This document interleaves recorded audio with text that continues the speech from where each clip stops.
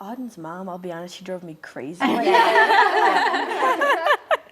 I know, and that's a tricky thing because, again, with the parents, you don't want to make them entirely unsympathetic. But I think to understand why Auden is the way that she is, you kind of have to see where she comes from. And I never doubted in writing those characters that they didn't love Auden to death and love Hollis, and that they did the best job that they could as parents. But, they're not perfect. And I think Auden's mom has more of a transformation at the end than her dad. Her dad has like I was saying before, her dad has a little transformation, but for him it's a big one. Right. And for her mom, for her to kind of turn the way that she does at the end, and it's not too late for them, is how I feel. It's not too late for Auden's mom to kind of open her heart a little bit and risk some more for her daughter and for herself. And I think it sort of hits home the theme too that, and this is in a lot of my books also, that maybe your own family isn't perfect, but we build the families around us, and you can make connections that they won't replace your family, but they can be equally strong in some ways. And I think that's what Auden finds, is she sort of recreates her family. Ruby and Lock and Key does the same thing. I think that's something that, especially since I became a parent myself, is really interesting to me, like the families that we are born into and the ones that we create and the differences between them. And like in a lot of your books, well, most of them, actually all of them, at the beginning, your characters start out not expecting anything to happen in their lives. They're where they are is where they're gonna be, and then they just meet new people, and because of the openness, you have to be open and not judge people, and because of maybe one decision that they make, their entire lives change. Right.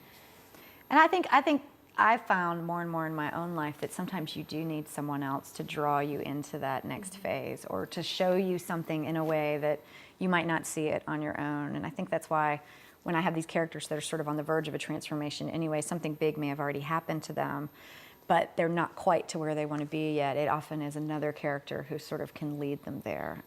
Because I'm very interested in that, and I think that's the way it's worked in my life. Sometimes you just need someone to kind of take you by the hand and pull you forward. And I think with Auden and Eli, they do that for each other, which is different. I think in previous books I've had sort of the boy that saves the girl, and I wanted to get very balanced. Yeah, and you could see both of them yeah, sort of growing sort together. of saving each other, as opposed to one just saving the other. And I was really interested in that. And one thing, Kirsten and I really realized that all your books, kind of the mothers are all the same. They're either they're either dependent on the daughter, or they're kind of controlling them too much, and they're going they're kind of overprotective. Right. But that's one thing that we made her realize. Yeah, I think the mother characters are difficult. And I would say now that I'm a mom, I'll never write moms the same way. Because they used to be, oh, that's the mom character, and I always saw the mother character from the daughter's point of view. And now that I'm a mom, I see it differently. So I think, look, it'll be interesting to see what kind of mom comes next. Do you base your moms in your books off of your mom? No. But definitely parts of my mom have come in. I think my mom and I actually have a really good relationship, and we have not had a lot of the strife because great relationships don't make for interesting writing usually. But I've definitely, a lot of the struggles that I had with my mom in high school, sort of trying to break away from her in order to be able to come back. I definitely went through that. I think all mother-daughter relationships are fraught. There's no way for it not to be, because it's the mother's job to raise you and teach you, but then it's your job to break away and teach yourself. And so there's always going to be a little bit of chaos there. And I think it makes for really interesting stories, which is why I keep coming back to it again and again and again. If you want. So I know we talked a lot about the mom, but I think the dad is also very interesting because he isn't really the best person, but in a different way. He acts like he cares about Auden, but he's kind of in his own little bubble.